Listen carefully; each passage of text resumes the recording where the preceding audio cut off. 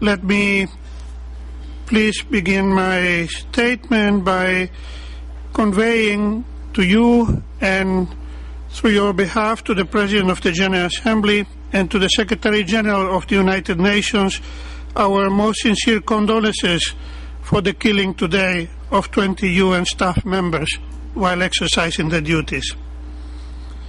This is a dramatic reminder that the UN is not just about talk, but it is about carrying actions on the ground and sometimes at great risk of people's lives. Madam President, the citizen coalitions that form part of Social Watch in over 70 countries take the commitments and promises made by the governments very seriously, and we regularly monitor their implementation and report about outcomes. It is with great sadness that today we have to report that in relation with the 48 countries listed as LDCs, the commitments included in the Millennium Declaration and the Brussels Programme of Actions are not being met.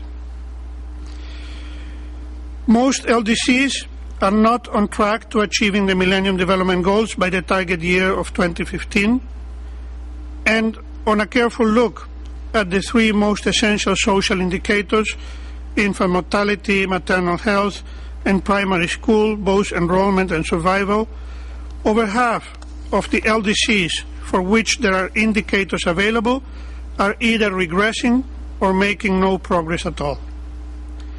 Out of 40 LDC countries for which there are data available, 31 did better in reducing infant mortality in the last decade of the 20th century than in the first 10 years of the new millennium. And this is in spite of the MDGs and the Brussels Programme of Action. And this happened in a decade where, before the global financial and economic crisis, in all regions we witnessed unprecedented high prices for the commodities and agricultural products exported by the LDCs. Favorable circumstances of the first 9 years of this decade that just ended did not translate into development, even less so social development. And this didn't happen because the developed partners did not meet their part of the deal. An enabling international trade system, technology transfer, long-term solutions to the debt problems, and more and better aid, all of those were promised as part of Goal 8 of the MDGs, and none of them were delivered. The situation became even worse when the crisis erupted in September 2008, not just because of the immediate and obvious consequences of recession in the countries that used to be the locomotive of the world economy, but also because of collateral damage created by the anti-crisis measures, with unfavorable conditions for migrants, cuts in the aid budgets, a return to tight aid, subsidies to industries and services that are too big to fail, without a corresponding compensation for those that are too poor to fail. Women usually suffer the impact of the crisis more in the effort to substitute with unpaid work the absence or the deterioration of social services. Children deprived now of adequate nourishment and attention will never completely recover later. Armed conflict is an obvious major obstacle, and too many of the LDCs suffer from violence and its consequences. But development is in itself conflictive, and what is needed is non-violent resolution and arbitration mechanisms of those conflicts, such mechanisms that only a fair and respected legitimate state can provide.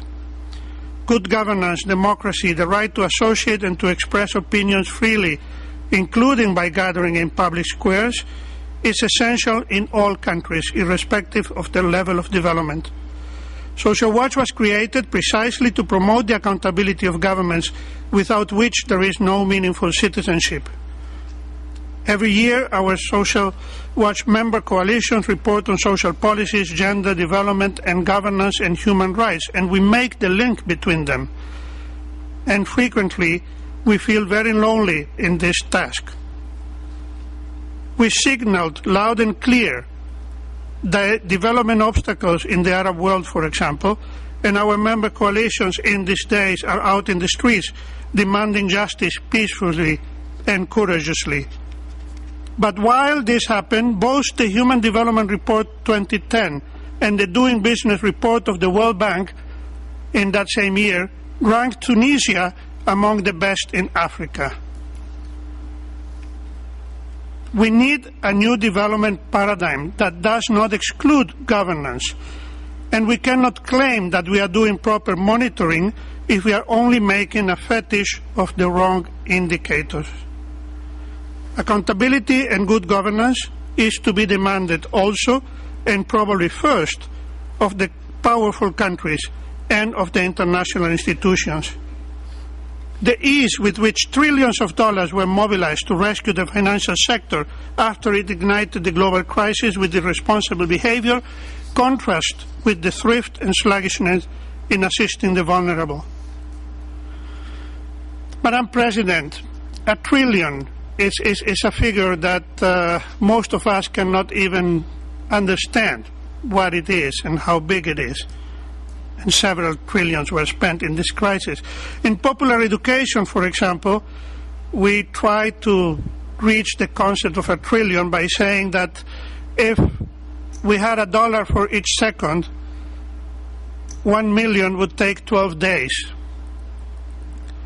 1 billion is more than 30 years. And $1 trillion would bring us back to the times of the pharaohs in Egypt.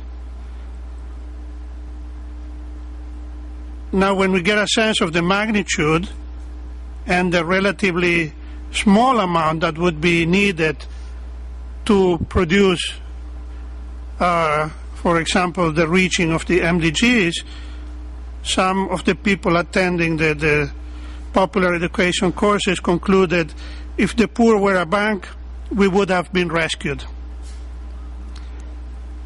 But in practice, the rescue efforts go the other way around.